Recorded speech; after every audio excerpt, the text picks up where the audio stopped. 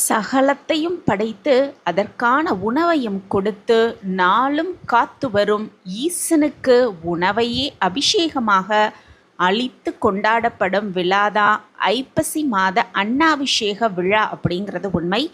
அந்த ஐப்பசி மாத அன்னாபிஷேகம் அன்னைக்கு சிவன் கோவிலுக்கு இந்த ஒரு 5 பொருளை அபிஷேகத்திற்கு நம்ம வாங்கி கொடுக்கும் பொழுது நினைத்த காரியம் அனைத்தையும் நிறைவேற்றி கொள்ளலாம் அப்படிங்கிறத பற்றி இந்த பதிவில் நம்ம தெரிஞ்சுக்கலாம். வணக்கம். நம்ம இறையொளி திருவருள் சார்பாக உங்கள் எல்லாருக்குமே அன்பான வணக்கங்க.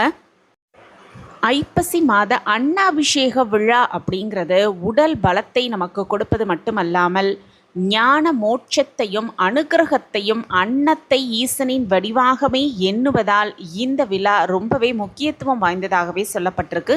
சோற்றால் மட்டும் மனிதன் வாழ்வது கிடையாது அப்படின்னாலும் சோறு இல்லாமலும் வாழ முடியாது அப்படிங்கிறதையும் நம்ம நினைவில் வச்சுக்கணும்.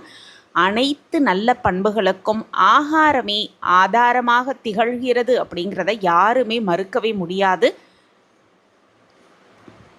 அன்னத்தை வீணாக்கக்கூடாது அப்படின்னும் அன்னத்தை அளவுக்கு மிஞ்சியும் உண்ணக்கூடாது அப்படிங்கிறதும் தெரிஞ்சுக்கணும். அன்னத்தை பழிக்கவே கூடாது, கட்டாயமாக அன்னதானம் செய்ய வேண்டும் அப்படின்னு சாஸ்திரத்தில் சொல்லப்பட்டிருக்கு. இவ்வளவு சிறப்பு மிகுந்த அந்த அன்னத்தை வைத்து அபிஷேகம் ஈசனுக்கு அபிஷேகம் செய்யப்படும் இந்த அற்புதமான ஐப்பசி மாத அன்னாபிஷேக தினத்தன்றைக்கு எந்த ஒரு 5 பொருளை சிவபெருமான் கோவிலுக்கு அபிஷேகத்துக்கு வாங்கி கொடுக்கணும் அப்படிங்கிறத நம்ம தெரிஞ்சுக்கலாம்.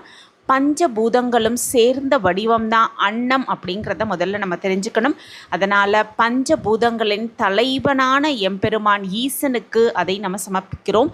72 வகை திரவிய அபிஷேகங்களில் அன்னத்தால் செய்யப்படும் அபிஷேகம் அப்படிங்கிறது ரொம்ப ரொம்ப உயர்வானதாகவே சொல்லப்பட்டிருக்கு. டீட்டெயில்டு வீடியோவாக நம்ம லாங் வீடியோவில் போஸ்ட் பண்ணியிருக்கோம். பார்க்காதவங்க அதை போய் பார்த்து தெரிஞ்சுக்கலாம்.